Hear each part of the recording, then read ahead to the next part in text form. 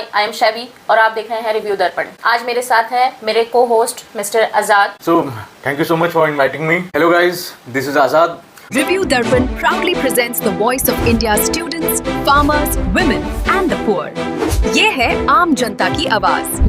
Hello everyone, आप सभी जानते हैं कि we are going to start the new podcast named as आम जनता की आवाज।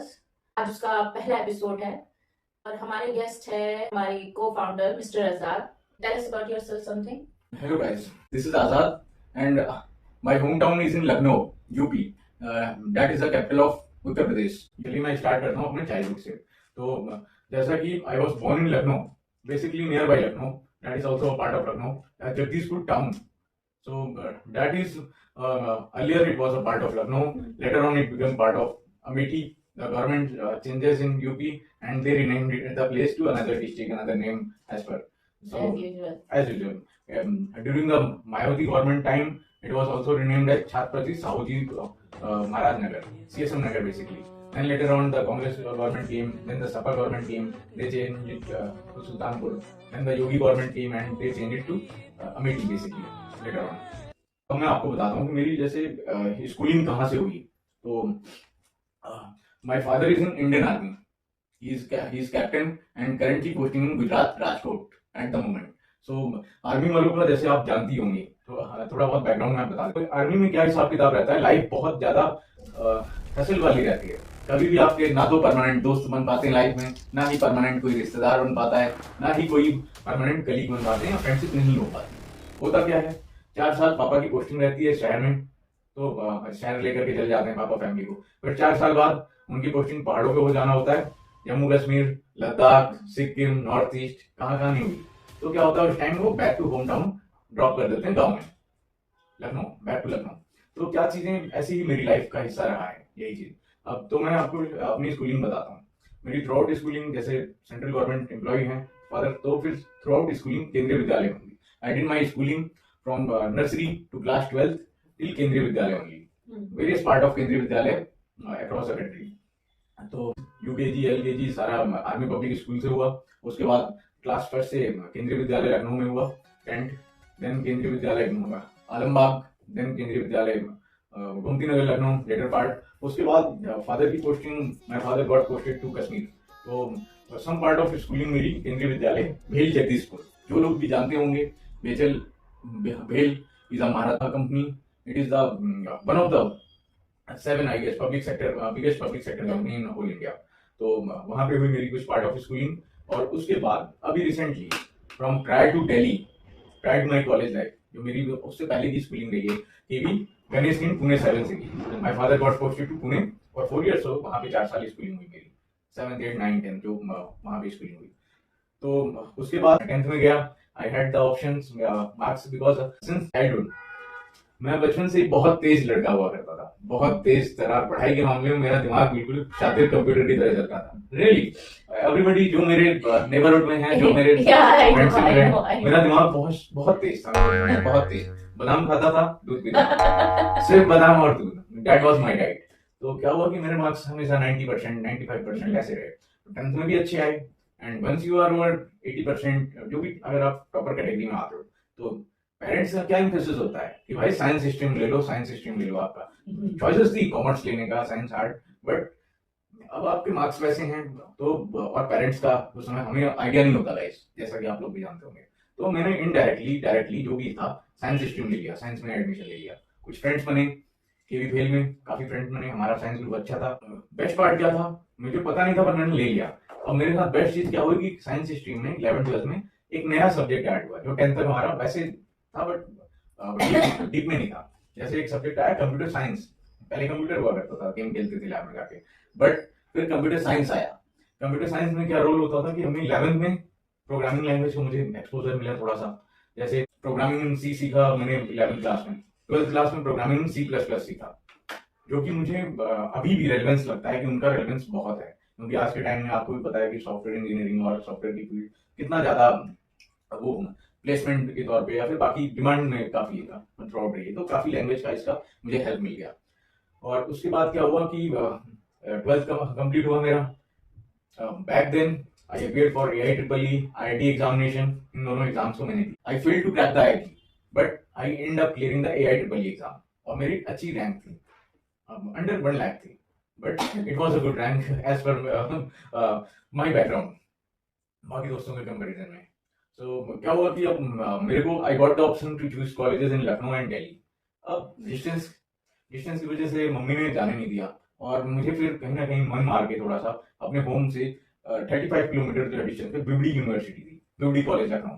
तो बाबू बनारसी दास यूनिवर्सिटी, बाबू बनारसी दास यूनिवर्सिटी लखनऊ। तो मेरा एडमिशन वहां पे हो गया। रामस्वरूप भी आगे थी और BBD, they are the best colleges in UP for engineering, for law, for humanities as well और for dental as well, BBD. तो उसमें एडमिशन लिया। उसके बाद क्या हुआ कि मैंने बीटेक किया, बैचलर इन टेक्नोलॉजी इंजीनियरिंग, 4 साल की पढ़ाई, ग्रेजुएशन वहां से किया बाबू बनारसी दास से। तो मेरा रूममेट था वैभव। इन बिटवीन हम थोड़ा सा जैसे एक्सपोजर थोड़ा बहुत हम देखते रहते थे, बट सोशल मीडिया कम था, उतना एक्सपोजर नहीं था, तो थोड़ा बहुत ही नॉलेज मिली और हम अपना ग्रेजुएशन में वहां से कंप्लीट किया मैंने, and I came back to Delhi. तो जैसे आपने बताया कि आप बहुत सारी सिटीज में रहे हैं, घूमे हैं विद योर फादर, है ना, तो आपको दिल्ली में ऐसा क्या नजर आया कि you want to stick here? It's a good question. So Delhi, so far मैंने 12 स्टेट में रहा हूँ अभी तक टिल नाउ, और उनमें से Delhi is one of my favourite place to reside, but Delhi has its own challenges, जैसा कि आप भी जानती हैं, pollution, dirtiness, air and water crisis, थोड़ा जो मेरे को नजर आई दिल्ली के अंदर। बट ओवरऑल अगर मेरे से रिव्यू लेंगे, 12 स्टेट में मैं रहा, फ्रॉम यूपी इटसेल्फ, मैं राजस्थान में रहा, मैं MP में रहा, रतलाम में 4 साल, राजस्थान के में अलवर सिटी के अंदर रहा मैं, डिस्ट्रिक्ट में। फिर उसके बाद we were in Sikkim for 4 years, Sikkim में 4 साल रहे। फिर हम रहे 4 साल महाराष्ट्र में, पुणे के अंदर, पिंपरी जगह है पुणे के अंदर, ऑन कैंप है, वहाँ पे मिलिट्री बेस है, वहाँ पूरा आर्मी का टाउनशिप, पूरा एरिया आर्मी का है, तो वहाँ पे रहा मैं। और फिर उसके बाद दिल्ली रहा, नोएडा रहा, have been to Bangalore for some time, और लखनऊ में तो मैं 10 साल से रह रहा हूँ। तो अक्रॉस मैंने 12 स्टेट मैंने ट्रैवल किया, रहा हूँ प्रॉपर। और हिमाचल का भी मेरा 4 साल का एक्सपीरियंस रहा है। Back then I was a kid, 5 year old kid। So अब आपके बात पे आते हैं, Delhi. Delhi is one of the most beautiful city in India मेरे हिसाब से, बिकॉज इसका हमारा कल्चर और history of Delhi is itself the history of, majorly the history of India, कहीं ना कहीं, क्योंकि सारा throughout the years capital रही है इतने सालों तक हमारी, और कहीं ना कहीं हमारी विरासत, संस्कृति दिल्ली से जुड़ी हुई है। और तो ये चीज है दिल्ली में मुझे जो पसंद आया वो है दिल्ली का, जैसे मैं, आपको अच्छा नहीं लगा बट मैं फिर भी बोलूंगा कि लखनऊ का food is far better than Delhi. Delhi का भी फूड मुझे अच्छा लगा, बट दिल्ली में थोड़ा सा वैरायटी मेरे को ज्यादा देखने को मिला। जैसे दिल्ली में अच्छा है, जैसे इसमें नॉर्थ इंडियन का भी क्विजीन मिल जाता है, इटालियन और बाकी भी वैरायटीज बहुत सारे, फास्ट फूड के भी बहुत कॉर्नर्स हैं, बहुत सारा एक्सपोजर है, इवन बिहार फूड भी मिल जाता है, लिट्टी चोखा और सारी चीजें दिल्ली में। लखनऊ में थोड़ा कम है, जैसे मोमोज कल्चर कम है बट सर्व भी डिफरेंट तरीके से करते हैं। जैसे यहाँ मोमोज चटनी के साथ क्या मिलता है लखनऊ इस पहले मैं आपको बता दूं, इंडिया के अंदर 2 ही सिटी हैं जो रिकॉग्नाइज करता है UNESCO for gastronomy. In India, the only 2 cities that are known for gastronomy is, one is Hyderabad, the other is Lucknow। तो दूसरी, अब लखनऊ की खासियत है कि वहाँ का बेकार से बेकार खाना भी किसी भी स्टेट के खाने का बेस्ट खाने से बेहतर होगा, पहली चीज। और दूसरी चीज क्या है, जैसे आप पर्टिकुलरली चाहे वेज है चाहे non veg, plenty of option मिल जाते हैं, फ्रॉम शर्मा की चाय से लेकर के आपको टुंडे कबाब हो गया, प्रकाश की कुल्फी हो गया, आप इमरती रबड़ी खा लो, मल्टीपल ऑप्शन, बहुत सारी बिरयानी, कितनी multiple biryani, Idris biryani one of my favourite spot. तो बहुत सारा आपको नॉन वेज में प्लेंटी ऑफ ऑप्शन मिल जाता है, और वेज में भी same goes with the you are lover of food. तो दिल्ली आने के बाद कैसे चल रहा है? आई एम अ फूडी, और दिल्ली में मैंने दिल्ली का थोड़ा एक्सप्लोर किया थोड़ा बहुत दोस्तों के साथ, और बाकी जो है कुछ प्लेसेस ऐसे थे, जैसे मैं रिसेंटली तिब्बतियन मार्केट भी गया हुआ था, वहाँ मजनू का टीला, I explored the little bit of Tibetan food, so expose कर रहा हूँ, laughing momos, yeah so that was good, that is also good। As I know you are preparing for UPSC, when did you started for UPSC preparation? Why did you start specifically for UPSC? Why don't you try for something in your field like engineering? You did engineering and after that you started UPSC, right? ये बहुत ही कड़वा सच है जो कि मुझे निकलने में भी दिक्कत हुआ है और बाकी लोगों को भी। और थोड़ा बहुत मिसकंसेप्शंस भी हैं इस चीज को लेकर के, जैसे कि अब back then when I was doing the engineering, आज से 5-6 साल पहले की बात है जब मैं इंजीनियरिंग कर रहा था, तो उस टाइम पे इंजीनियरिंग का बहुत ज्यादा क्रेज था, खासकर मैकेनिकल इंजीनियरिंग को एवरग्रीन ब्रांच बताते थे। कंप्यूटर साइंस का बहुत ज्यादा क्रेज था, उसमें बहुत ज्यादा प्लेसमेंट्स, और जैसे मेरे बगल में ही कंपनी थी भेल, तो उससे भी थोड़ा पापा से मोटिवेशन या अंकल से मोटिवेशन मिल जाता था कि इसमें करो so that you will get place. But after that जब मैंने एडमिशन ले लिया, एडमिशन लेने से पहले और एडमिशन लेने के बाद की कंप्लीट डिफरेंट रियलिटी थी। मैकेनिकल इंजीनियरिंग जो मैंने पहले सोचा था कि ऐसा होगा, मुझे गाड़ियां बनाने का मौका मिलेगा, मैं गाड़ियां चलाऊंगा, ड्राइव करूंगा, जो सारी चीजें मेरे दिमाग में पहले थी 12th के बाद, जब I was preparing for IT और आईआईटी ट्रिपल, तो वो अपोजिट निकला। जब मैं this is the reality of BTech. या this is the reality of BTech कि जब मैं कॉलेज गया तो वहाँ रियलिटी बिल्कुल अपोजिट थी। मैंने कभी कोई गाड़ी, सिंगल गाड़ी नहीं देखी, नॉट इवन मैं एक बार साल में 1-2 बार लैब गया हूँ, वो भी सिंपल, जहाँ पे सीएनसी मशीन से we are cutting the wood, हम वुड काट रहे हैं, टीन कट कर रहे हैं, पार्ट्स वेल्डिंग कर रहे हैं, बड़ी टिपिकल द वर्क ऑफ बड़ी and welder, nothing related to automobile और दिस सेगमेंट। जो मैंने सोचा था वैसा बिल्कुल भी नहीं था यार, जो मैंने इंजीनियरिंग से पहले ड्रीम लेके चला था, और जब इंजीनियरिंग में दाखिला लिया तो जो एडमिशन लेने के बाद जो 4 साल गुजरे, they were quite different to my expectation. उनमें मुझे मतलब सिर्फ रटना था, क्वांटम्स बुक आती थी, we used to mug up before exam day, और अगले दिन जाके अच्छा, बीटेक में भी कुछ ऐसा होता है क्या? एक छोटा सा मास्टरमाइंड टाइप आता है, उसको 1 महीने पहले एग्जाम से उसको क्वेश्चंस रट लेते हैं, बस that's enough. That's the whole reality, यही रियलिटी है। You did it too. I did it too, and that's how I passed the examination. This is the hard reality. हमारे बीटेक में क्या होता था कि कुछ तो कोर्स सब्जेक्ट की बुक्स आती थी जो जनरल कॉलेज से या फिर पर्टिकुलर राइटर की मिल जाती थी, बट उसके बाद क्या होता था, क्वांटम्स बुक आती थी। आप लोग जो लोग पढ़ रहे होंगे इंजीनियरिंग में, इन बीबीडी या फिर बाकी यूनिवर्सिटीज में अक्रॉस इंडिया जानते होंगे, क्वांटम बुक्स आती हैं, वो हार्डली होती है 20-30 पेज की, 40 पेज की, हार्डली 6 महीने की पढ़ाई। हम उसे बस मगअप करते हैं 3 दिन में, एंड देन भी put it in the examination as it is, जो भी उसमें लिखा हुआ है। दैट्स हाउ बेसिकली रटाफिकेशन ज्यादा रहा इंजीनियरिंग में, प्रैक्टिकल चीजें सीखने को नहीं मिली, ये सच्चाई है सारी। और कहीं ना कहीं उसी से मेरा मन हटा कि इंजीनियरिंग इस जो मैंने सोचा उस इंजीनियरिंग का उसका मतलब कोई डिफरेंट कॉलेज में मेरे को फील हुआ, तो यही हुआ। आफ्टर दैट मेरा माइंड उससे हटता गया, थोड़ा सा और डिफरेंट थॉट आए, and then I choose the different aspect of life और डिफरेंट कैरियर के बारे में मैंने सोचना स्टार्ट किया, and I came back to Delhi. कुछ ऐसी चीज जो आप लाइफ में बैक टू योर लाइफ करना चाहते थे, कर नहीं पाए? ये तो टफ क्वेश्चन है, बट फिर भी I try to answer you. Back then when I was a child, I dream of becoming a pilot. I was very crazy about driving. I don't know how much I had fight with my parents to buy a small toy of cars, and particular one thing. जो मैंने 2 साल struggle किया होगा, एक aeroplane आता था जिसमें चाबी भरते थे और देन वो उड़ता था, उसके लिए मैंने थप्पड़ खाए, और मतलब रियलिटी है ये, मैंने कितना स्ट्रगल किया वो चीज मिलने के लिए। Back then it was only of 10 rupees, but वो जो उस टाइम अगर होता क्या ना, जो चीज आप चाहते हैं, जैसे आज के टाइम में आप कुछ चाहते हैं और अगर आज आपको मिल जाए या कल मिल जाए, चलो आगे पीछे करके, तभी भी उसका रेलेवेंस रह जाता है लाइफ में, आप सेटिस्फैक्शन या जो भी है हैप्पीनेस मिल जाता है। बट अगर उसको आप 2 साल 3 साल बाद जब आप उस फेज से निकल गए, मैच्योर हो गए, और वो आपको मिलती है, तो मे बी उसका रेलेवेंस कम रह जाता है या फिर इंपॉर्टेंस नहीं रह जाती, क्योंकि आपका लाइफ फेज बदल चुका होता है। तो back then as a child I wanted to become pilot और something like that. Then I grown up little, then dream of becoming an engineer in 12th, after 12th। Then when I went to college for engineering, मैंने सोचा कि अब उसके बाद मेरा वहां देखा तो प्रैक्टिकल और रियलिटी और रील जो होता है, जो पोर्ट्रेट होता है टीवी पे या बाकी जगह, और जो रियलिटी होती है उसमें बहुत डिफरेंस लगा, धक्का सा लगा मुझे, बहुत ज्यादा धोखा फील हुआ। तो इंजीनियरिंग से फिर मन हट गया, फिर मैं I wanted to do some kind of social work, और I wanted to do some kind of What about the UPSC? When did you start? Yeah, I started UPSC after my graduation. Yeah. When I graduated with engineering, then I thought about it because I was placed in Mantech SCL, a company. I was placed in 2 companies basically during my college pass out days. So I waited for them, for my offer letter from them, and I waited for the joining letter for an entire year. 1 साल तक इंतजार किया, then joining letter आया, फिर उसमें भी enroll किया मैंने, गया 6 महीने, फिर उसके बाद ट्रेनिंग करने के बाद, वहाँ 6 महीने काम करने के बाद, I realized कि this is not what I wanted to do in my life. एक बोर्डम जैसी सिचुएशन वहाँ क्रिएट हुई, और I thought about civil services, क्योंकि पेरेंट्स का काफी पुश गवर्नमेंट वालों के घर में रहता है कि गवर्नमेंट जॉब करो, गवर्नमेंट जॉब ही करना है, यही है बेस्ट, इधर ज्वाइन द इंडियन आर्मी और डू सिविल सर्विसेज। तो मैंने क्या किया कि फिर मेरा फ्रेंड था एक कॉलेज टाइम का विभो, तो वो ही वाज रिसाइडिंग इन वारन, तो मैं उससे मिला, थोड़ा बातचीत किया और उसके बाद I took admission in next IAS old Rajendra Nagar new Delhi. तो that's how the civil services, the UPSC journey begins by enrolling myself in next IAS coaching. Then मेरी नेक्स्ट आईएएस में कोचिंग करता रहा, मैं जीएस की प्रिपरेशन किया, फिर ऑप्शनल की भी कोचिंग नेक्स्ट आईएएस से लिया मैंने.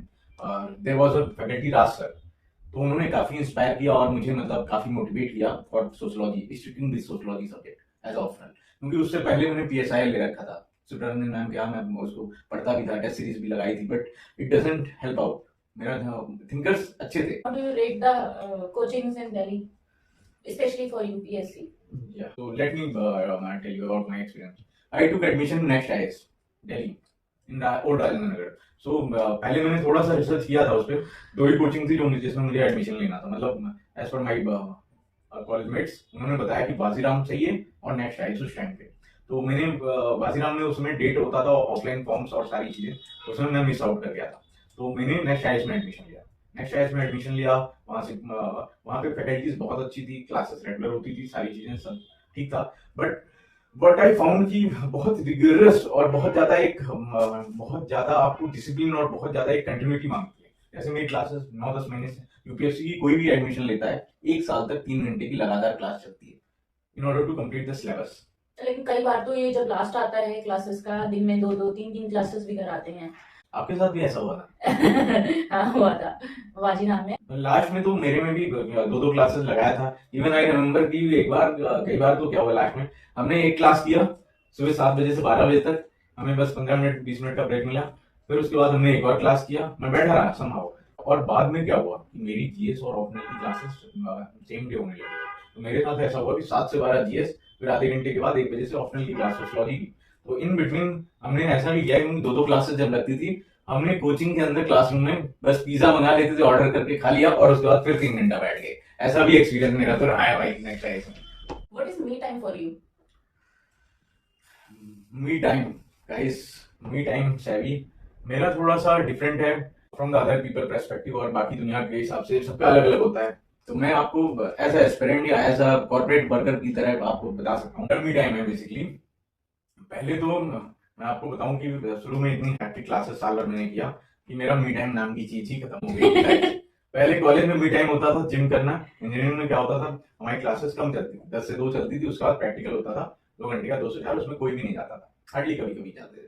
तो मेरे पास 10 बजे से 2 बजे आ गया, खाना खाया, सो गया, और उसके बाद देन मेरा मी टाइम स्टार्ट होता था 5 बजे, 5:30 से. मैं जाता था कॉलेज में, हमारी फ्री ऑफ कॉस्ट जिम थी और स्टेडियम था, बाबू नरसिंहदास का स्टेडियम है बड़ा. तो वहाँ या तो स्पोर्ट्स खेलता था मैं, या फिर मैं वैसे शुरू में स्पोर्ट्स खेला, फिर मैं बोर हो गया तो मैं जिम पे स्टिक हो गया. डेली शाम में मैं 6 बजे से 7 बजे. अच्छा, आप उन लोगों के लिए क्या बोलेंगे जो लोग जिम पर जाते हैं सिर्फ फोटो क्लिक करने? आजकल ट्रेंड चला हुआ है एस्थेटिक फोटो, एस्थेटिक रील. मैं समझाता हूँ सभी आपको. मेरे नजरिए में ये 2 चीजें बिल्कुल अलग हैं. मेरा थॉट प्रोसेस क्या है भाई, कुछ लोग दिखने के लिए काम करते हैं, कुछ लोग करते हैं बेहतर बनने के लिए. पहली चीज हो गई.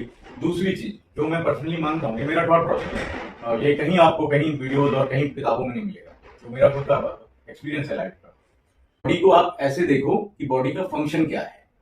बॉडी को ऐसे लो कि बॉडी का अपना फंक्शन है, जैसे सांस लेना और हार्ट रेट चलते रहना, या फिर जो ये सारे फंक्शन है, चलना, वॉकिंग, टॉकिंग. बॉडी को एज अ उसके फंक्शंस के तौर पे लो, ना कि बॉडी को उसको एज अ मीन्स ऑफ लो की हाउ डू यू लुक की बहुत ज्यादा जैसे खूबसूरत दिख. बहुत लोगों को बॉडी कॉम्प्लेक्सिटी होती है, बहुत लोगों को बॉडी इमेजेस, जैसे बहुत से टीनेजर्स जो देख रहे होंगे, जो भी मेरे एज के भी जो भी देख रहे होंगे, या मेरे से ज्यादा एज के भी देख रहे हो, मतलब बहुत से लोग कॉम्प्लेक्स फील करते हैं अपनी बॉडी को लेकर के, कलर को लेकर के. मेरे कई फ्रेंड हैं जो काले हैं, तो वो या सामने हैं जो कि नेचुरल है इंडिया के अंदर, महाराष्ट्र या उधर के रीजन में, कर्नाटक में.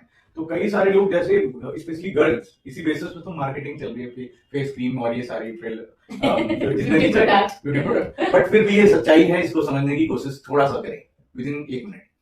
जो कि ये चीज है, मैकेनिकल इंजीनियरिंग के टर्म में मैं आपको समझा दे रहा हूँ. बॉडी एक आपका इंजन है, उसके कुछ पर्टिकुलर फंक्शंस हैं, जैसे कि सांस लेना, चलना फिरना, मूवमेंट. आपका वो अगर काम कर रहा है, जैसे किडनी है, उसका काम क्या है, एक्सेस वाटर को फ्लश आउट करना या फिर टॉक्सिक चीजों को फ्लश आउट करना. भाई काम कर रही है ना बॉडी, आपकी फंक्शंस कर रही है अपने, तो इसका मतलब आपकी बॉडी गुड है. अगर इन सिंपल टर्म, अगर बॉडी के आपके 5 ऑर्गन सही सलामत काम कर रहे हैं और आपको डिफिकल्टी नहीं है, तो आपकी बॉडी बहुत खूबसूरत है, बहुत सुंदर है, आप बहुत अच्छे दिख रहे हैं और बहुत आप काबिल हैं, बहुत अच्छे और सबसे smart person in the room है। सिंपल सी बात ये है, अगर आपका हार्ट सही चल रहा है, किडनी सही चल रही है, आपके लंग्स अच्छे हैं, सांस लेने में दिक्कत नहीं होती, आपका ब्रेन ठीक ठाक काम कर रहा है और आपको मूवमेंट हो रही है पूरी बॉडी में, then you are there is no need to worry about how you look and कैसी है आपकी फिजिक, रिगार्डलेस ऑफ। हाँ, हेल्दी रहने का प्रयास करें, कोई इट डजंट मैटर आप मोटे हैं पतले हैं, इससे कोई मतलब नहीं होता। बॉडी शेमिंग फेस करते हैं बहुत सारे लोग, फिर उनसे उनकी ब्रेन पे इफेक्ट करता है। उस हिसाब से होता क्या है कि जब हम इंस्टाग्राम खोलते हैं 30 सेकंड के लिए, हम बहुत सारी एस्थेटिक बॉडीज की फोटो, बहुत सारी फिटनेस की ऐसी ऐसी वीडियो देखते हैं, 8 ऐप 6 ऐप 10 ऐप ऐसी ऐसी दिखती हैं हमें, और हमारा माइंड क्या करता है, जब भी हम सोशल मीडिया की रील को कंज्यूम करते हैं तो क्या होता है, हमारे दिमाग में भी वैसी इमेज बैठती है कि हमारी बॉडी ऐसी होनी चाहिए, but that is not the truth. ये रियलिटी नहीं है। बॉडी आपका एक इंजन है, अगर वो अपने फंक्शंस कर रही है तो आपकी बॉडी बहुत अच्छी है। ये सब सोशल मीडिया के बहकावे कभी नहीं आना चाहिए। आप बस प्रॉपर साल में 2 बार टेस्ट कराते रहिए, अपने ब्लड टेस्ट कराओ, बाकी जो भी है, अगर लेवल्स ठीक ठाक आ रहे हैं तो आपकी बॉडी बहुत सुंदर है।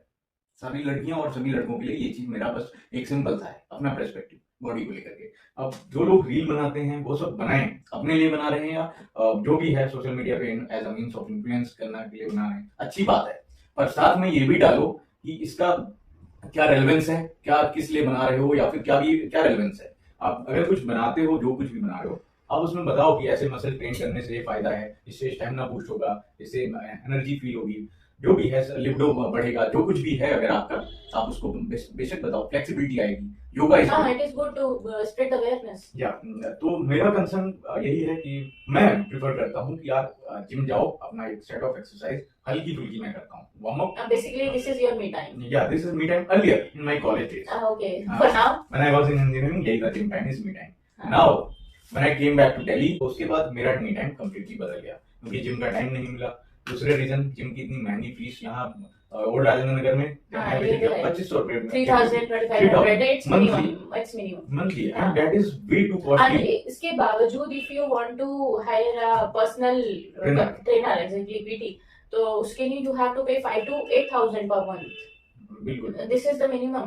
this is the minimum, and some gym trainer charge more than 25,000 20,000 per month Exactly. for personal training. हाँ. So basically जब मैं आया दिल्ली, तो वारन में रहते रहते वहाँ जब पता किया तो 2500 रुपए फीस, 2,500 3,000 फीस थी, तो मेरे लिए कंप्लीट शॉकिंग लगा। और आप तो फ्री में करके और फ्री में कॉलेज में जाता हूँ, और मेरी सिटी में इतनी फीस है 500-600 रुपए with gym trainer assisting you, वो आपको गाइड बीच में करता रहेगा, आपको पूछना पड़ेगा कि और क्या करें, बट वो एक रूटीन आपका 4-5 दिन साथ देते हैं कि ये सेट ऑफ एक्सरसाइजेज है, ये डाइट चार्ट है, आप फॉलो करो, और कोई दिक्कत है उनसे आप बात करते रहो। ये चीज दिल्ली में कॉन्ट्रास्टिंग है, ये चीज दिल्ली में नहीं मिला, तो इस वजह से जिम तो हो नहीं पाया मेरे से साल भर।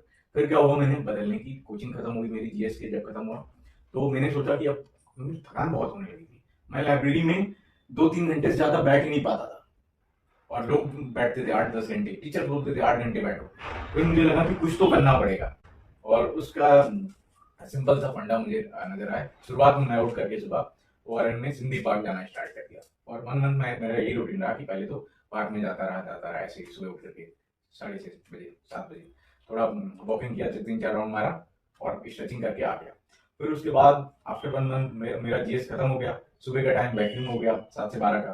देन आई थॉट कि अब उसके बाद मैं जब भी उठता था थोड़ा बहुत वॉक किया, थोड़ा सा स्ट्रेचिंग एक्सरसाइज किया, yoga, basically I switch to yoga, and I found yoga is more better than any exercise. Exactly. Yoga is better than anything. Yeah. तो योगा करता था 30 मिनट्स, सारी स्ट्रेचिंग। तो उसके बाद क्या करता था मैं, आधे घंटे ये योगा हो गया मेरा, और उसके बाद स्टार्टिंग में 5 मिनट मैंने मेडिटेशन स्टार्ट किया, फिर मैंने उसको स्ट्रेच किया 10 मिनट, देन 15 मिनट, और मेरा 15 मिनट ही रहा है, उससे ज्यादा मैं एक्सटेंड नहीं कर पाता, बट मेरा यही 40 minute 40 to 45 minute that is me time for me, and उसी चीज को मैं कंटिन्यू करते आ रहा हूँ। और कोशिश मैं यही करता हूँ कि सुबह जल्दी उठूं, तो फिर अंधेरे में बैठता हूँ रूम में, और अंधेरे में ही बस सूरज की किरणें आती हैं, सनरेज आती हैं, मॉर्निंग बिल्कुल उसी के साथ, और आधे घंटे बहुत अच्छी बात। As you are preparing for UPSC, so आजकल लोगों में ना एक कंसेप्ट बहुत है regarding UPSC. You need to be very concentrated person. What is that word mean? Concentration. According to you, exactly. Okay, so that's true. ये बहुत बड़ा मिसकॉन्सेप्शन है कि यूपीएससी को करना है तो आपको 24 घंटे पढ़ाई करनी पड़ेगी, 10-10, 12-12 घंटे बैठना पड़ेगा, यूपीएससी एग्जाम बहुत टफ होता है, प्रीलिम नहीं निकल रहा। ये सारी बातें आपकी बिल्कुल जायज है और ये सब हैं over the news, over the talks, student के बीच में ये सारी चीजें रहती हैं, हवा बना रहता है यार। अब मैं तुम्हें आपको सच्चाई अपना नजरिया बताता हूँ इस चीज को लेके। क्या है कि जैसे मैंने जो देखा है डेडिकेशन के साथ, अगर आपने जैसे पहली चीज तो कोचिंग भी उतना नेसेसरी नहीं है, प्रोवाइडेड आपके जैसे आप किस बैकग्राउंड से आते हैं।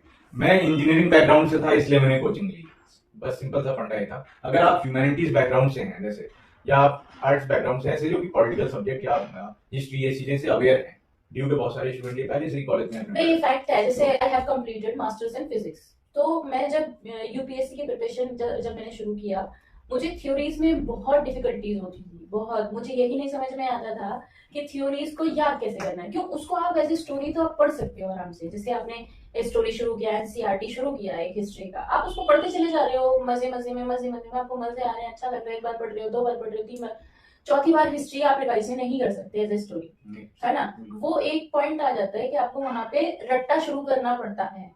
And the student from the science stream background, they are unable to do the रट्टाफिकेशन, बिल्कुल ठीक है। वहां से प्रॉब्लम फिर शुरू होती है। बिल्कुल साइंस बैकग्राउंड में लॉजिक और हम कॉन्सेप्ट पे फोकस करना करते रहे और उसी में दिमाग रहता है, तो इसीलिए बेसिकली ये बहुत ज्यादा ये भी एक मिसकंसेप्शन रहा है कि कोचिंग करना है नहीं करना। तो हाँ जी, अगर आप इंजीनियरिंग या डिफरेंट बैकग्राउंड से हैं, ह्यूमैनिटीज से नहीं है, तो कोचिंग ले लो, आपको हेल्पफुल मिल जाता है, सारे सब्जेक्ट पढ़ा दिए जाते हैं, आप थोड़ा सा फेमिलियर हो जाते हो एक साल में सारी चीजें, और इंटरेस्ट डेवलप हो जाता है आपका समाव, जैसा मेरे साथ हुआ और इसीलिए मैंने ज्वाइन किया था नेक्स्ट टाइम। तो बच्चों पे दबाव तो रहता ही है, ठीक है, इन चीजों का, कोचिंग का और ये सारी चीजों का। अब आते हैं coming back to studies words कि कंसंट्रेशन कैसे बिल्ड करें during the UPSC preparation phase और सारी चीजें कैसे मैं करूं। What is exactly that mean? For me concentration means discipline. मेरा सिंपल सा है, अगर डिसिप्लिन बिल्ड है, अगर मेरा जैसे डिसिप्लिन का, what does discipline means? Discipline का मतलब है एक फिक्स टाइम पे उठना, एक फिक्स टाइम पे खाना खाना, एक फिक्स टाइम पे चीजों को करता हूँ तो मेरे वो जिंदगी का हिस्सा बन जाता है और याद रहने लग जाती है चीजें। मैं जरूरी नहीं, अब जैसे मैं आपको लेटर सपोज बताता हूँ, ये द हिंदू का न्यूज़पेपर है, you must be people must be aware of the Hindu newspaper. मेरा रूटीन, मेरा कंसंट्रेशन, मेरा डिसिप्लिन इसी से स्टार्ट होता है गाइस, इसी चीज से। अब क्या होता है, जैसे अब आपने पूछा तो मेरा कंसंट्रेशन इसी द हिंदू से ही बना है।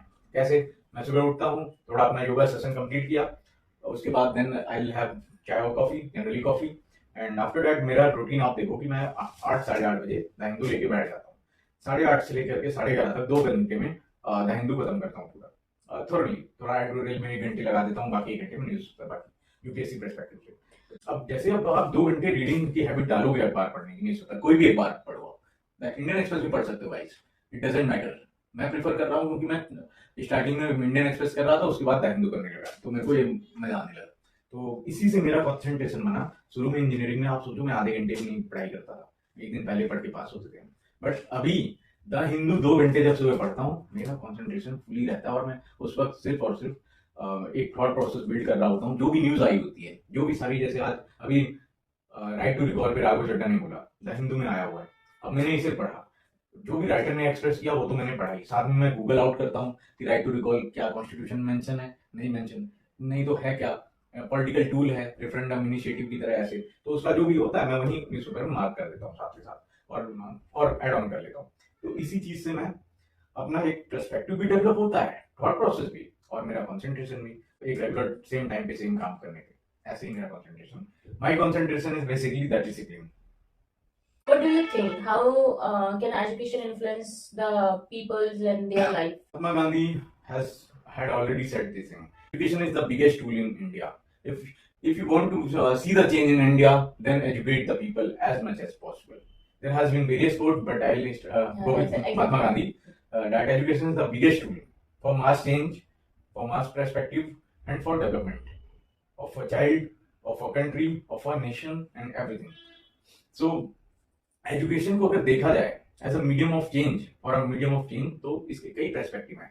जैसे आप किसी को, पहली चीज तो एक इंसान, एक एजुकेटेड इंसान ही अवेयर इंसान बन पाता है। मैं आपको सिंपल सा उदाहरण देता हूँ अपने सिटी से कि काफी, क्योंकि एक तो जहां से मैं बिलोंग करता हूँ वहाँ बहुत कम सेक्शन ऑफ पॉपुलेशन एजुकेटेड है, और दूसरी चीज की वहाँ जैसे कम्युनिटीज वेरियस रहती हैं, तो आप देखोगे कि बैकवर्ड कम्युनिटीज रहती हैं और बाकी मुस्लिम कम्युनिटीज हो गई, तो वहाँ क्या है कि मोस्टली एजुकेशन का उतना ज्यादा इम्फेसिस नहीं देते, खासकर लड़कियों पे भी, गर्ल्स साइड पे भी थोड़ा बहुत पढ़ करके शादी हो जाती है या फिर नहीं ज्यादा ध्यान देते।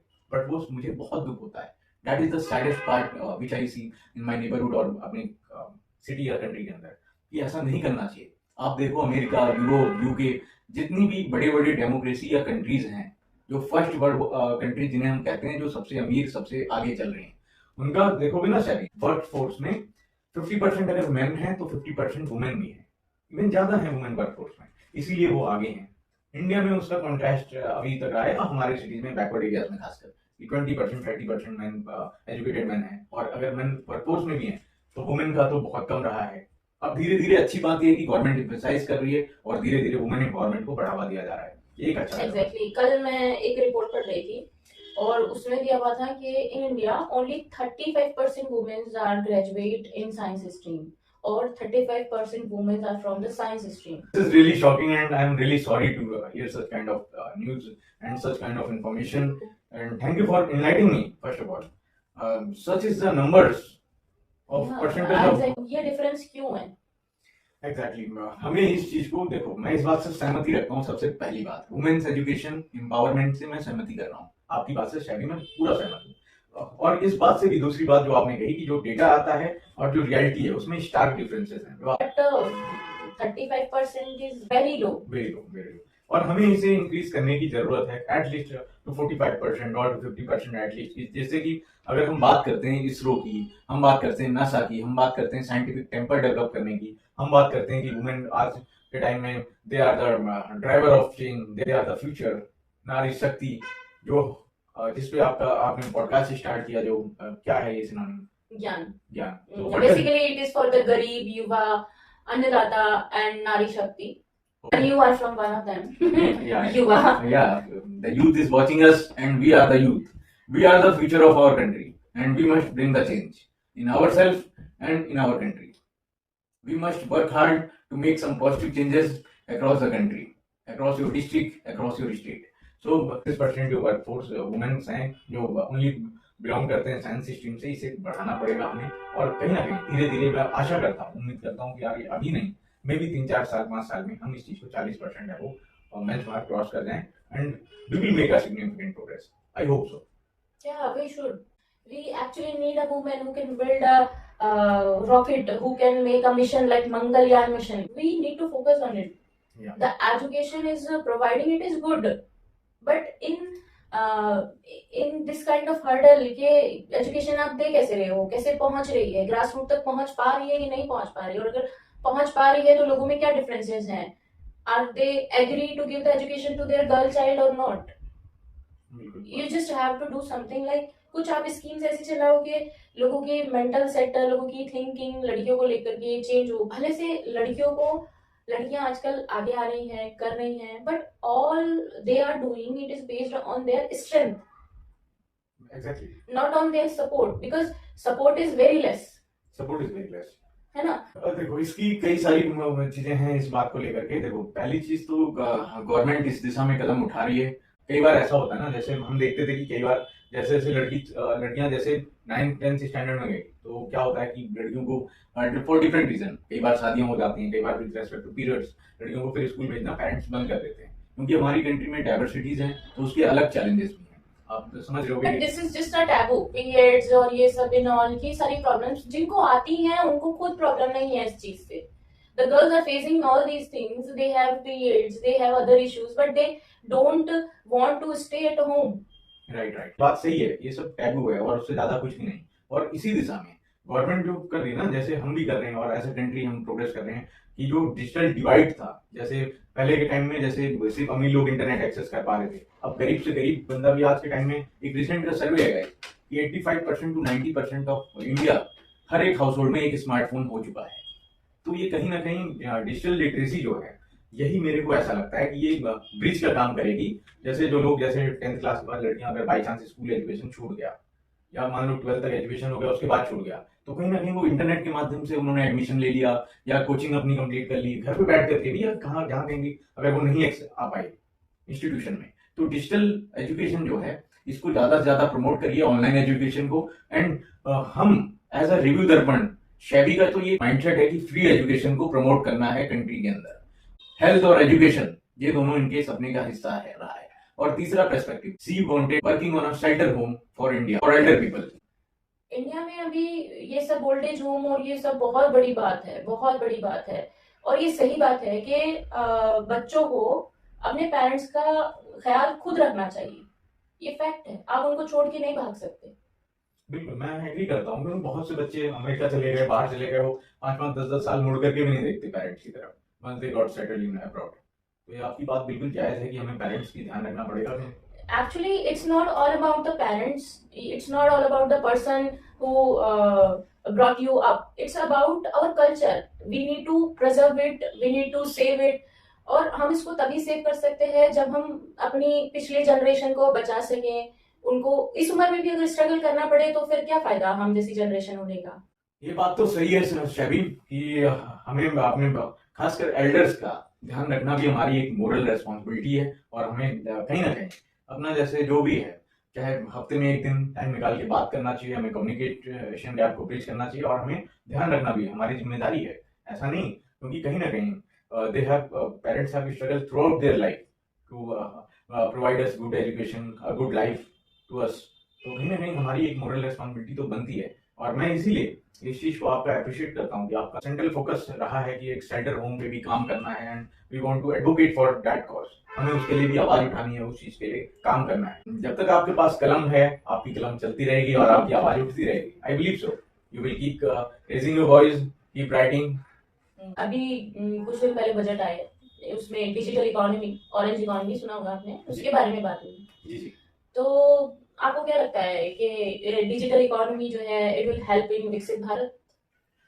अब जैसे कि मैं देख पा रहा हूँ, एक रीडर होने के नाते, एक यूपीएससी बैकग्राउंड होने के नाते, बहुत से ऐसे लोग हैं जो मुस्तकबिल को देख नहीं पाते हैं। पर मैं जितना फ्यूचर को देख पा रहा हूँ, आने वाला टाइम बहुत ही चेंज होने वाला है, आने वाला वक्त बहुत ही डिफरेंट होने वाला है गाइस। मुस्तकबिल बहुत बदल जाएगा सबका। आने वाले 10 साल में, आई बिलीव 15 साल में, 2040 तक आई बिलीव कि वर्क करना ऑप्शनल हो जाएगा। वी डोंट नीड लॉन्गर कि हमें एज अ पैसा कमाने के लिए या एज अ जॉब पर्पस हमें काम करना है।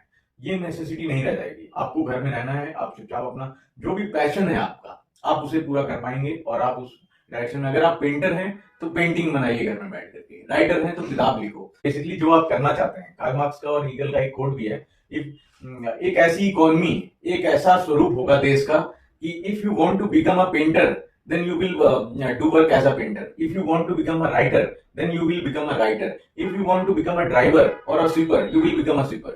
अब ऐसा क्यों आप पैसे के लिए काम नहीं करेंगे? उसके पीछे बस उनका एक रीजन है कि एक आइडियलिस्टिक, एक यूटोपियन आइडिया है, थोड़ा सा इमेजिनरी आइडिया है ऐसे कि सब कुछ आइडियल होगा। अब सब कुछ आइडियलिस्टिक थॉट वो थोड़ा सा है कि अब जैसे इंडियन रेलवे की ट्रेन चल रही है, ये ट्रेन सबकी है, कोई भी टिकट लेकर के जा सकता है। तो आपको ट्रेन खरीदने की जरूरत है, पर्सनल रखने की जरूरत है आपको नहीं necessary. That is a thing कि वो ऐसी इकोनॉमी का इमेजिन करते हैं कि जिसमें सब सारे रिसोर्स सबके होंगे। जैसे ये पार्क है, सिंधी पार्क, अभी सबका है, तो मेरे को अलग से जमीन, अलग से पार्क बनाने की जरूरत क्या है? जब ये पार्क सबका है, मैं भी यूज कर रहा हूँ, ये भी यूज कर रहे हैं, सब यूज कर रहे हैं। तो वही एक कॉन्सेप्ट एक उनका इसी संदर्भ में था जो मैंने आपको बताया कि आने वाला कल इतना ज्यादा डिजिटल लिटरेसी बढ़ चुका होगा, इतना ज्यादा ऑरेंज इकोनॉमी इतना ज्यादा ग्रो कर चुकी होगी। वैसे भी आप लोगों को अगर पता ना हो तो सर्विस सेक्टर का कंट्रीब्यूशन लगभग सबसे ज्यादा रहता है। More than 50% contribution service sector का है इंडिया की जीडीपी और इकोनॉमी के अंदर। और सर्विस सेक्टर का अगर मेन कोर अगर आप देखोगे ना, तो वो आईटी और orange economy, IT itself is orange economy का हिस्सा, पर सर्विस सेक्टर में आईटी और दूसरा कंटेंट क्रिएशन, जो ये सोशल मीडिया है, बीट यूट्यूब हो गया, इंस्टाग्राम और जितने भी पेड ये सारे ऐप हैं जिनमें कंटेंट क्रिएशन हो रहा है, तो ये सारे जो हैं they are part of orange economy. और इनका ही आने वाले 10 साल में, मुस्तकबिल में, ये मान करके चलो फ्यूचर में इन्हीं का रोल रहने वाला है सबसे ज्यादा। एंड वी विल बी, अभी तो we are creating content in India itself and slowly people will, people residing in Delhi, जो बंदा दिल्ली रह रहा होगा अभी वो कंटेंट दिल्ली के लिए बना रहा है या इंडिया के लिए ज्यादा बना रहा है। कल को ऐसा दौर आएगा आने वाले 5 साल बाद, दिल्ली में रह रहा होगा बंदा ग्लोबल इकोनॉमी के लिए, ग्लोबल वर्ल्ड के लिए कंटेंट बना रहा होगा। मतलब दिल्ली का बंदा कंटेंट बना रहा होगा for people those who are residing in US itself, those people who are residing in Germany, Delhi का बंदा, लखनऊ का बंदा will create content for Saudi Arabia. मतलब हमारी रीच बढ़ती जाएगी और चीजें जो है ग्लोबली जितना ज्यादा हम जुड़ते चल जाएंगे। आप देखते होंगे जैसे अब ये यूनिलैटरल या बायलैटरल एग्रीमेंट होते रहते हैं गवर्नमेंट के बीच में। आपने you might have heard about कि यूएस की या यूके की यूनिवर्सिटी दिल्ली में खुल रही है, गुड़गांव में खुल रही है, लखनऊ में खुल रही है।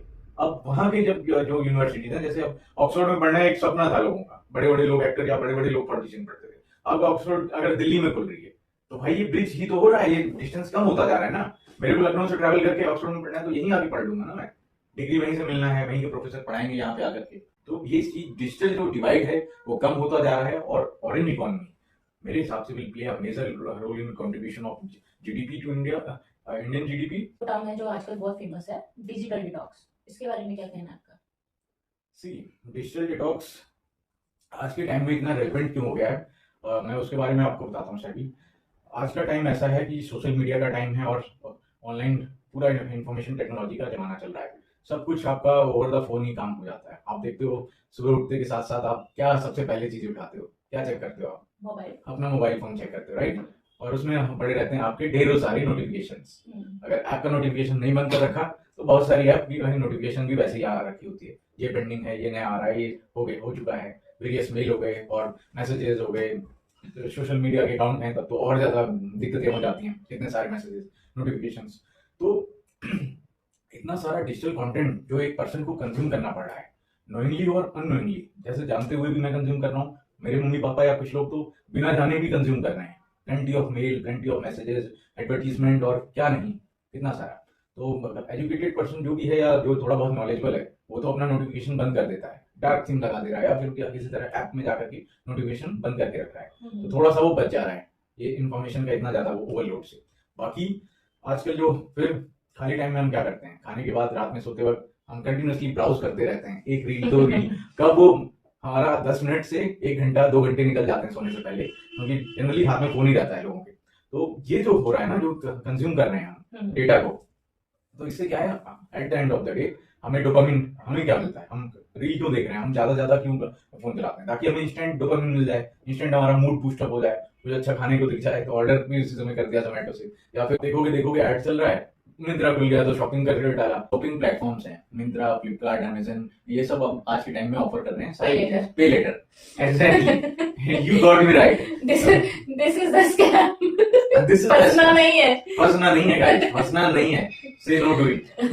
पे letter is in itself an addiction. It's an addiction. Even मैं रहता हूँ ओल्ड राजेंद्र नगर में, मेरे कई फ्रेंड्स हैं और इंक्लूडिंग मी, मैं भी पेटीएम पोस्टपेड यूज कर रहा हूँ। तो उसमें क्या है कि 1000 रुपए मिलते हैं यूज करने के लिए। तो बाई चांस ऐसा हो जाता है ना कि ना चाहते हुए भी आप उस चीज को यूज कर, एक बार यूज टू हो गए ना, आप उससे पे लेटर से पेमेंट कर दोगे। और वो क्या है, एक बिना इंटरेस्ट आपको बाद में पेमेंट मंथ एंड में करना पड़ता है। और बाई चांस अगर पेमेंट नहीं किया टाइमली तो यू नो कि उसमें पेमेंट डिफॉल्ट हो जाता है और कितना ज्यादा कंपाउंड होकर के इंटरेस्ट चढ़ जाता है। और उससे क्या है कि इंसान का सिविल स्कोर खराब हो जाता है और हमारा मेंटल स्ट्रेस अलग है।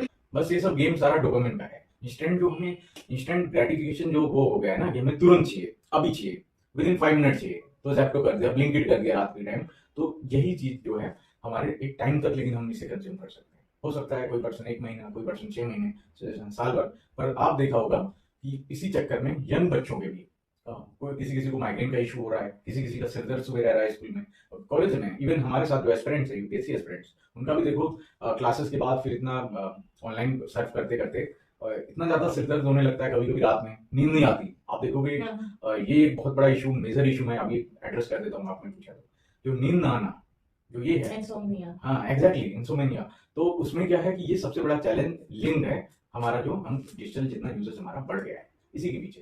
तो लोगों ने, साइकोलॉजिस्ट और वेरियस जो भी साइंटिफिक टेम्पर वाले लोग हैं, उन्होंने वेरियस साइंटिस्ट ने नाम दिया डिजिटल डिटॉक्स करो। इसीलिए इस चीज को नाम दिया गया डिजिटल डिटॉक्स। मतलब आपको सोशल मीडिया यूज करना है, बट आपको अपने पर्सपेक्टिव से करना है, अपने नीड के हिसाब से करना है। आप सोशल मीडिया चलाओ, पर उसको रेगुलेशन के साथ चलाओ, उसको एक जिम्मेदारी और उसको एक रेस्पॉन्सिबिलिटी की तरफ से भी आपको निभाना पड़ेगा कि हाँ भाई, अगर आपको ऑनलाइन काम है तो आप चलाओ 5-6 घंटे, जितना देर आपका ऑनलाइन काम होना है, नेटवर्क स्क्रीन टाइम अगर आपका है, रिक्वायरमेंट है, तो उसे ठीक है, चलता है। अगर आप स्टूडेंट हो, क्लासेस लेना है 3-4 घंटे, वेल एंड गुड, कोई दिक्कत नहीं है उससे। बट अगर आपको आप उसको मॉनिटर भी कर सकते हो, आजकल फोन में दिखाता है ऊपर वीकली, डेली इतना स्क्रीन टाइम जा रहा है। अगर आपका स्क्रीन टाइम 8 आवर्स से ज्यादा जा रहा है और अगर वर्किंग है तब तो ठीक है, अगर वर्किंग नहीं है तो आपका screen time I guess from my perspective जो है मेरे हिसाब से 2 से 2.5 घंटे screen time is more than enough. पर सैड रियलिटी ये है कि जो बच्चे गेम खेल रहे हैं, चाहे पबजी गेमर्स हो गए या जो भी गेमर्स, 16-16 घंटे 18-18 घंटे तक गेम स्क्रीन टाइम। मैं रिसेंटली आपको बताना चाहता हूँ इस पे, मेरे होम टाउन का बगल में हार्डली 5 किलोमीटर पे रहता होगा इन Indira Nagar, a teenager, a boy died because of excessive screen time, excessive gaming वजह से। वो 1 महीने से कंटिन्यूसली गेम ही खेल रहा था और फिर जब उसके रूम में पेरेंट्स ने चेक किया, गए हुए थे, तीसरे दिन उसकी डेड बॉडी मिली। इतना ज्यादा इसका इफेक्ट है, आप सोचो। वो बच्चा तो 1-2 साल से इन्वॉल्व रहा। The same thing happened in Delhi, na? 3 sisters had suicide. Yeah, the Ghaziabad I guess Yeah. Delhi incident, Delhi Ghaziabad. So इस चीज को थोड़ा सा, ये बहुत अच्छा कॉन्सेप्ट है, अगर जो लोग व्यूअर्स हैं वो उनके लिए भी ये चीज है कि अगर आप थोड़ा बहुत भी डिजिटल डिटॉक्स कर सकते हो तो अपनाओ इस चीज को। अब अगला क्वेश्चन यही है कि डिजिटल डिटॉक्स कैसे करें। तो मैं जो करता हूँ मैं आपको शेयर कर सकता हूँ। मैं यही कर रखा है मैंने कि जैसे ऐप पे रेस्ट्रिक्शंस लगा रखा है, जो जैसे अब यूट्यूब है, मैंने उसको एक रेस्ट्रिक्शन 2 घंटे का टाइमर लगा रखा है। उसके बाद मैं ब्राउज नहीं करता हूँ नेक्स्ट डे करता हूँ, काम की चीजें 2 घंटे में देख लेता हूँ, उसके बाद अगले दिन। दूसरी चीज, जो अननेसेसरी एप्स हैं, आप फोन को एक दिन बैठ करके चेक करो और उनको अनइंस्टॉल मारो, उनको डाटा बाय बाय कर दो। जो भी जितनी भी अननेसेसरी ऐप है जो आपको डेली यूजेस नहीं है, व्हाट्सएप रखो, कुछ 1-2 चीजें और रखो जिससे आप कनेक्टेड हो। टेलीग्राम यूज करो, स्टूडेंट के लिए कितना अच्छा है, बाकी आप लिमिट करो अपना यूजेस। और तीसरी चीज, आप प्लेंटी ऑफ वाटर पियो। बॉडी में जो भी दिक्कत आती है, पानी ही उसका समाधान है, और शुद्ध पानी, साफ पानी ज्यादा से ज्यादा कंज्यूम करो, 2 से 3 बॉटल। ये भी एक प्रॉब्लम है जी। Maximum people are not getting the pure water. आपकी बात से मैं सहमत हूँ, क्योंकि स्वच्छ पानी खासकर दिल्ली में मिल पाना थोड़ा सा चैलेंजेस है, क्योंकि वाटर क्राइसिस है और गंदा पानी आने लगता है। आरओ का भी पी रहे हो वो भी प्रॉब्लमटिक हो रहा है, तो थोड़ा सा है, इसलिए एड्रेस करने लायक। I hope government and authorities इस पे काम करेंगे और स्वच्छ पानी, जैसे कि बेसिक नीड जो है under article 21 right to life जो फाउंडेशन है, right to health, right to air, right to clean water and sanitation, ये चीज मिल सके। क्योंकि इसलिए भी ये जरूरी है, क्लीन वाटर और क्लीन एयर, क्योंकि ये सब हमारे सस्टेनेबल डेवलपमेंट गोल्स जो कि 2030 तक पूरे होने हैं, ये उस चीज के हिस्सा है। और ये गोल्स तभी हो पाएंगे जब हम बेसिक नेसेसिटीज ऑफ लाइफ जो इंसान की हैं वो पूरे हो पाएंगे, अगर जैसे कि क्लीन वाटर, क्लीन एयर और राइट टू हेल्थ अगर फुलफिलमेंट हो पाएगा, तभी इस चीज में आगे हम लोग बढ़ सकते हैं एज अ डेवलप नेशन। एक और क्वेश्चन है, what do you think about digital debt? Study, what I can say from my perspective, the digital debt, the new term that is emerging, that is in context with the same digital media basically. From my information and knowledge based on reading the newspaper and various sources, मैं आपको यही बता सकता हूँ कि digital डेब्ट का मतलब ये होता है, जब जैसे suppose I am working in Aircel और in other company, I was working prior to that, तो होता क्या है कि हमें unlimited bombardment of email, messages और ये एडवर्टीजमेंट्स और बहुत सारे हमारे पास messages, email continuously daily basis पे आते हैं। और वो कई सारे एड्स होते हैं, कई सारे एडवर्टीजमेंट और कई सारे ऑफिशियल पर्पस और कई सारे कोचिंग इंस्टीट्यूशन अगर जुड़े हुए वहां से भी।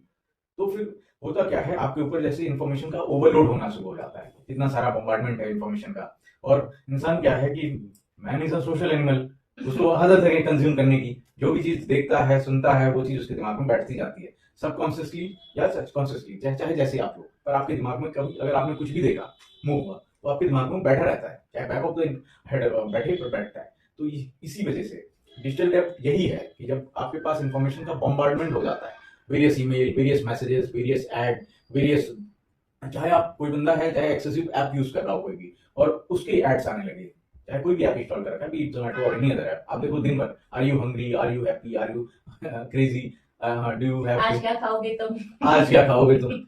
तो फिर यही जो है ना कि बैठे बैठे अननेसेसरी जो इन्फॉर्मेशन भी हमारे पास आती रहती है, वो एक्यूमुलेट हो जाती है हमारे ब्रेन में सबकॉन्शियसली। यही डिजिटल डेब्ट है, क्योंकि इंसान के ऊपर बढ़ता जा रहा है और इसके बहुत लार्जर कॉन्सिक्वेंसेस और बैड इफेक्ट भी होंगे। Kind of emotional date, that is only emotional डेब्ट, दिस इज ओनली इमोशनल डेब्ट, बिकॉज आपको क्या है कि आप कहीं ना कहीं अपना स्पेस जो है, मेंटल स्पेस जो है, जो वक्त आप सोच सकते हो कुछ नई इन्फॉर्मेशन या पेरेंट्स के साथ शेयर कर सकते हो या आपस में बात कर सकते हो, हेल्दी टाइम, वो आपका किल होता चला जाता है। सिंपल सी बात है, you have got 24 hours and limited capacity of brain. अब उसमें अगर आप 24 घंटे में से 4 घंटे भी इसमें जा रहे हैं, या आपका ब्रेन की कुछ कैपेसिटी, कुछ सेगमेंट इसमें जा रहा है, तो आप बाकी काम फुल एनर्जी, फुल एफिशिएंसी और फुल फोकस के साथ नहीं कर पाओगे। तो इसके बैड इफेक्ट यही है, लैक ऑफ फोकस और lack of clarity, mental dullness हो सकता है। और थोड़ा बहुत आप देखोगे तो बहुत से बच्चे इस चीज को फेस कर रहे होंगे, जैसे कि स्क्रीन टाइम इंक्रीज होने से वजह से उनको कई बार जैसे बहुत ज्यादा बोर्डम उनको फीलिंग आने लग जाती है, और कंटिन्यूसली अगर उन्हें बैठो कि 1 घंटे बैठना है, they won't be able to sit for an hour, नहीं बैठ पाएंगे आजकल के बच्चे। टुडे जनरेशन को फिर बहुत इफेक्ट हो रहा है इसका, इमोशनल डेप्थ का।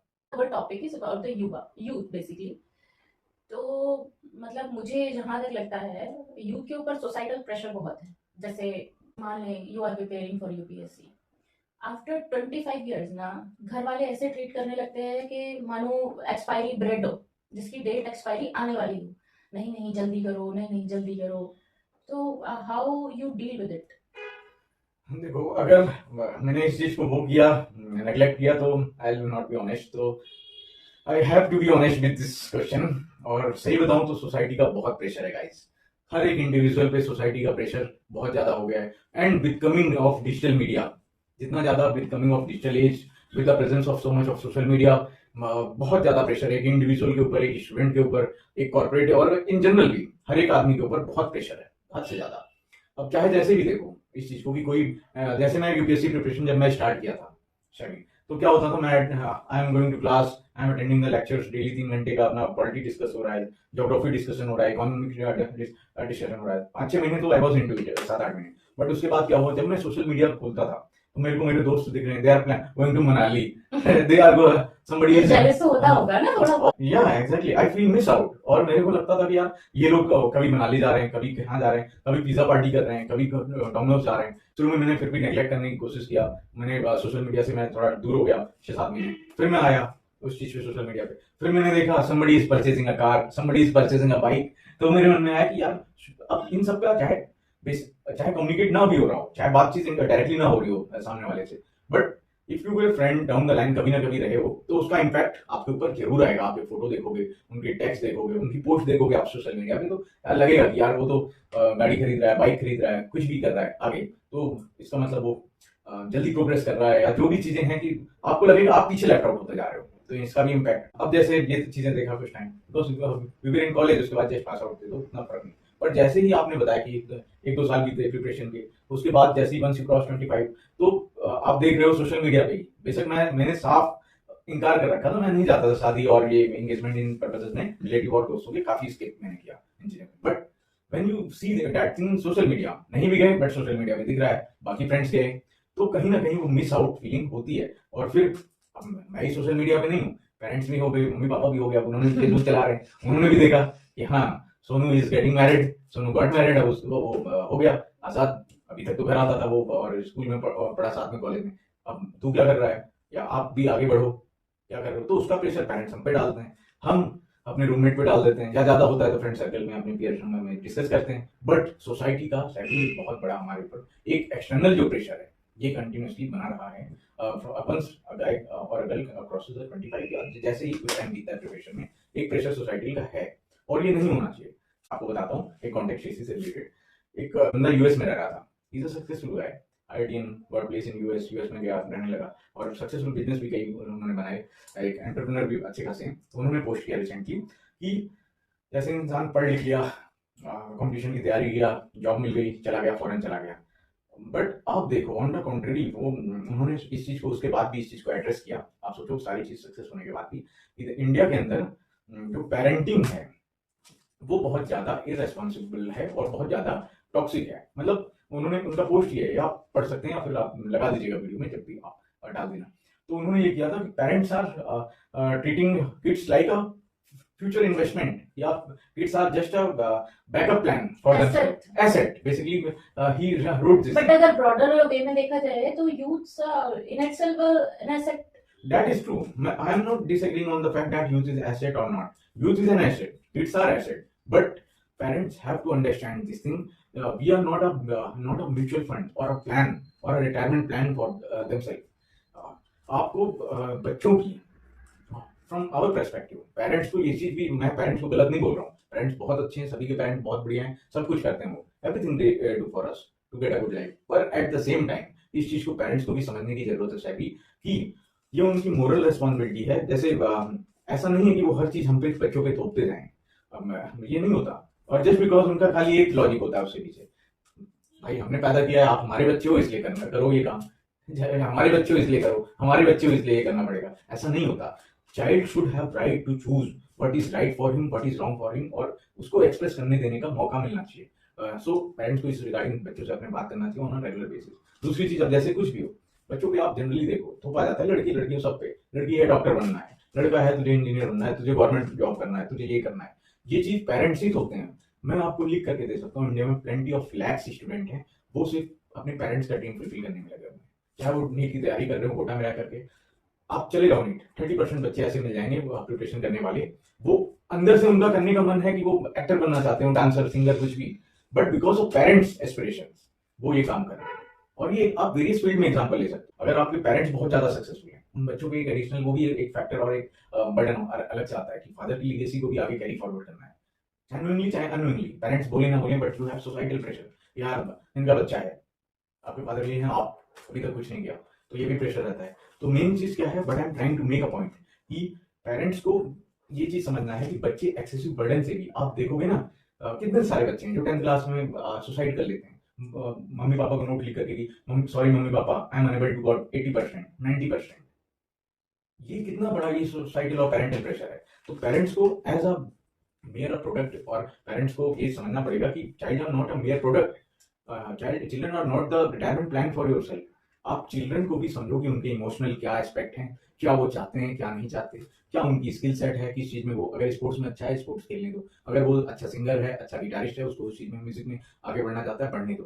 कुछ ही पेरेंट्स हैं जो इस चीज को, पैशन को फॉलो करने देते हैं बच्चे के, और सपोर्ट करते हैं पैशन के लिए। Because I know many friend, my friend wanted to be a cricketer, उसके पेरेंट्स ने गवर्नमेंट एग्जाम की प्रिपरेशन यूपीएससी के लिए 2 लाख रुपए पैसे फीस जमा कर दी, बट उसके सेम टाइम क्रिकेट एकेडमी की फीस जो 1 लाख रुपए थी वो नहीं भरा। यूपीएससी में वो 3 साल से 4 साल से पैसा देते जा रहे हैं, 2 लाख 2.5 लाख की फीस जमा कर दी। They don't have any problem when it comes to UPSC और इन चीजों में, बट उन्होंने उस चीज को नहीं एड्रेस किया, चिल्ड्रन का पैशन या उसका इंटरेस्ट इस चीज में। और आप सारी बात छोड़ो, आप ये बताओ इंसान खुश कब रह पाता है? When he or she follows his own path. Exactly, जब आप जिस चीज में आप पैशनेट हो, जो काम आप करना पसंद करते हो, अगर वही जॉब मिल जाए तो आप दिल खोल के करते हो। They would be satisfied. Exactly, और वही चीज नेसेसरी है, सेटिस्फैक्शन है लाइफ में नेसेसरी है, वही हैप्पीनेस का दूसरा नाम है। तो यही चीज है, पेरेंट्स रिक्वेस्ट है कि थोड़ा सा एड्रेस करें इस चीज को, और चिल्ड्रन को थोड़ा सा एक्सप्लोर भी करने दें अपनी कैपेबिलिटीज को और अपनी एबिलिटीज को, तभी वो अपने इमोशंस को सप्रेस कम करेंगे। इसी के साथ हम खत्म करते हैं। We'll come back later with the new episode. If you like our episode, if you like our podcast, then please comment us, subscribe us. Till then, take care. Tada. Bye-bye. Good night. Bye-bye guys. Good night. Do comment us what you want from us and we will bring it out. Thank you so much guys. Thank you for your support.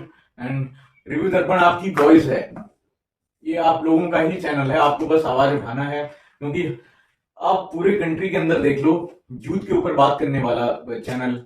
It's for the आम जनता basically. We are coming in a podcast with आम जनता। अगर आप aspirants हैं, युवा हैं, youth से related problems जो हो रही हैं, यूथ फेस कर रहा है, चाहे वो एजुकेशन हो, चाहे वो डिजिटल लिटरेसी की बात हो, चाहे वो मॉडर्न वाली जितनी चीजें हैं उनके ऊपर है, चाहे देखो जो भी यंगस्टर्स हैं, चाहे वो एमपी एमएलए भी हैं, जो यूथ की आवाज वही लोग उठा पा रहे हैं जो बेसिकली हमारे एज ग्रुप या हमसे उस एज ब्रैकेट में फॉल करते हैं। Raghav Chadha is one example. आप देखो हमारी आवाज रेलेवेंट, अगर आपको ना लगता हो तो आप बताना, रेलेवेंट पिछले 3-4 महीने में आपने देखा होगा Raghav Chadha is 1%। We advocate for him कि हाँ वो ढंग की चीजें, वो इश्यूज रेज कर रहे हैं जो हमारी फैमिली वास्तव में डेली लाइफ में स्ट्रगल करती है। चाहे वो इनका एयरपोर्ट पे जो महंगी वस्तुएं या महंगे खान पान की चीजें बिक रही थी, उनके ऊपर उन्होंने वॉइस रेज किया। उड़ान यात्री कैफे, हाँ उड़ान यात्री, एग्जैक्टली सभी उड़ान यात्री कैफे उन्हीं की वजह से वॉइस रेज करने पे खुला। 10 रुपए की चाय, पहले कहाँ 250-300 की चाय मिल रही थी एयरपोर्ट में। भाई आम नागरिक के लिए भी तो होना चाहिए, आम नागरिक के लिए ही होना चाहिए बेसिकली। बिल्कुल, अगर कोई चीज इंडिया में कोई भी इंसान रह रहा है, अगर वो कल को मम्मी फादर अगर वो किसी तरह पैसे जोड़ करके और एयरपोर्ट पहुंच गया, वो कहीं ट्रैवल ले जा रहा है, चाहे वो हेल्थ पर्पज से हो, इमरजेंसी पर्पज से हो, तो एक चाय भी उसको नसीब नहीं हो सकती। ऐसे ऐसे लोग देखे हैं कि जो फ्लाइट से 4-5 घंटे पहले एयरपोर्ट पहुंचते हैं, पानी नहीं खरीदते, प्यासे बैठे रहते हैं जस्ट बिकॉज कि उनको एक्स्ट्रा अमाउंट पे करना पड़ेगा, और उतने पैसे में वो लोग 2 दिन का खाना खा लेंगे। बिल्कुल सही। 200 रुपए का पानी, 250 रुपए का पानी, पानी ही है कि क्या है? वो फिल्टर ही तो यूज करके बना रहे हो उसे, आरओ का फिल्टर हुआ पानी तो है वो। अरे मिनरल चलो मान लिया, मिनरल का फोर्टिफिकेशन कर दिया, तो उसका क्या 300 रुपए पानी का बॉटल हो गया। ये गवर्नमेंट का बहुत अच्छा स्टेप है कि उन्होंने रेगुलेशन किया। रेलवे के अंदर पानी की बोतल का दाम 14 रुपए कर दिया, और क्योंकि वहां पे भी मनमानी होती थी, 25 रुपए 20 रुपए ज्यादा बॉटल का, एक बॉटल का चार्ज होता था। ये बहुत अच्छा रेगुलेशन है गवर्नमेंट का, बहुत अच्छे स्टेप लिए गए हैं पिछले 5 मंथ में। इसी के साथ मिलते हैं अगले एपिसोड में। जय हिंद, जय भारत दोस्तों। शीशा दिखाते रहो।